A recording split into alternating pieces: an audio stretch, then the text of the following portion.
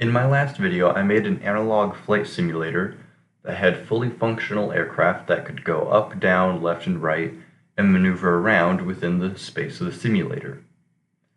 In that video, I also said that I could not add dogfighting to the simulator because it was simply too difficult, and that there were too many other variables and things in the way of doing it. Well, this video is about how I managed to do it anyway, with the help of some commenters. The first step in this journey was receiving a comment on the last video which suggested me to build this very specific setup.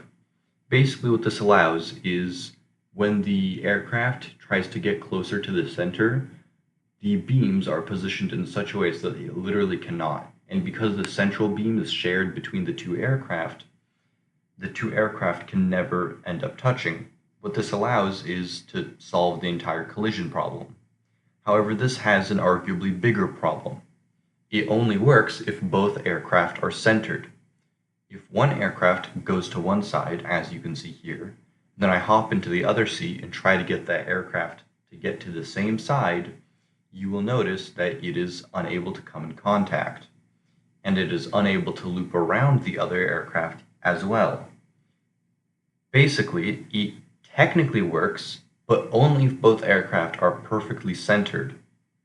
So, logically, how would I center them? Oh, and by the way, I'm posting my finished creations at the end of this video, in the description. So if you want to fight your own friends in little dogfighting simulators, it's posted on the workshop. Right, so logically, I needed to recenter this. And how would I do that? Well, I started by using compasses and starting to measure out bits and bobs and doing stuff like that. But then I realized that I just need to do is to pin the midpoint between the two aircraft and have that be the point around which the aircrafts rotate.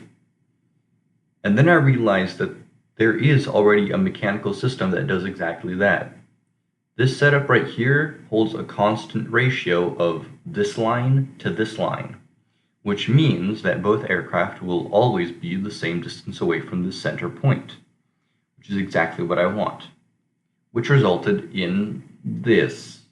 It looks bad. The other plane looks like it's drifting backwards, but technically speaking, it is technically mathematically the same. For example, if one plane is going full throttle in one direction, and the other plane is going full throttle in the same direction behind it, then, after all, they should just stay the same distance relative to each other if they're going the same speed. And that's exactly what happens.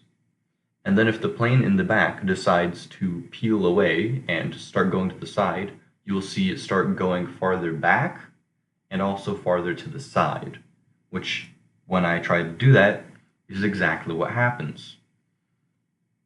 However, it does mean that the illusion isn't as good. The reason the illusion isn't as good is because when you look at the ground or anything other than the plane that you're fighting, it feels like you're drifting all over the place, and because the frame of reference is typically based on the ground below you and not just the aircraft in front of you, the illusion just simply is not complete. So, I did what I was dreading to do before, and this is the final version of the thing that I'm about to say. Basically, what I had to do was I had to take the original thing, take a copy of it, and flip it on top. I did originally think of this, but because I was running out of time for the last video, I ended up not trying this. The reason is because, as I predicted, it is really, really, really annoying to do properly. Simply put, it is very annoying to stabilize the top section without it rattling out of place. That is why there are so many gyros and powered tail fins all over the place. And even then, when playing on the test map, every once in a while you still get some quote-unquote turbulence, which is an acceptable amount of wiggle, but it's still more than I would have liked. The point is that now I have this basic concept. And from here, it was simply just a hop, skip, and a jump to adding different types of aircraft. As I'm sure you saw in the footage playing, I have an F-16, a MiG-21, and an A-10, each of them filling a different niche in air combat. For example, the F-16 has the highest turn rate and generally a good all-round. MiG-21 is significantly faster than all the aircraft and can therefore dodge very easily, can turn decently well, but it still struggles because of how fast it is and often overshoots. The A-10, for example, though, is much more armored, but has double the firepower, but goes significantly slower, and when going up, it loses speed a lot faster. Because yes, I did finally add gravity to the simulation. Now for the actual parameters for the aerodynamics, this is the technical stuff if you want to build your own aircraft or retune it or rebalance it with your friends. Because just saying this now, no, this is not fully balanced. These sims were made for messing around with friends, not exactly for having balanced combat. The actual acceleration is determined just by the thrust. The top speed is determined by the amount of drag and the thrust. The amount of slipping to side or the amount of drift in the aircraft is determined by these speed sensors which control these thrusters. The more of these thrusters you add, the less side slip. As you could see, the MiG-21 has 2 thrusters going in each direction as opposed to the 1 thruster going in each direction in other aircraft. Gravity is controlled by these greater than and less than gates. Be aware that because one of the planes is technically connected upside down, it has its gravity, quote unquote, inverted. That's why you see the greater than gate positive here and negative here. Basically, if the greater than gate controls what happens when the plane is going up. If the plane is going up and there is negative or positive depending on which one, it will slowly slow the plane down. And the same thing happens in reverse. Basically, if you're going down, you'll speed up. If you're going up, you'll slow down. Not completely to 0, but near it. And turn rate is simply controlled by this gate here and these gyros. And that's pretty much all you need to build your own custom plane and retune it in case you feel like it's unbalanced. And yeah, from this, as you can see, I have an all things considered quite good flight simulator with simulated all the aspects of dogfighting.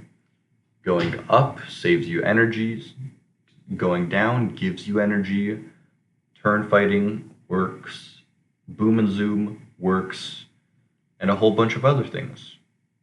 So yeah, I'm pretty happy. All the versions are linked in the description, but be aware there are like, 6 different versions.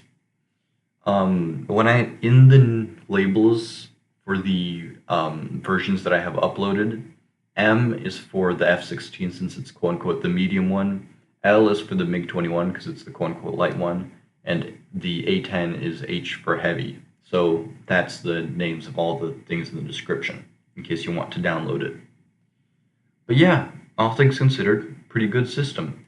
Warning, I might not have hooked up all the altitude warnings. Every single plane has a tone generator that triggers when you go too high or too low.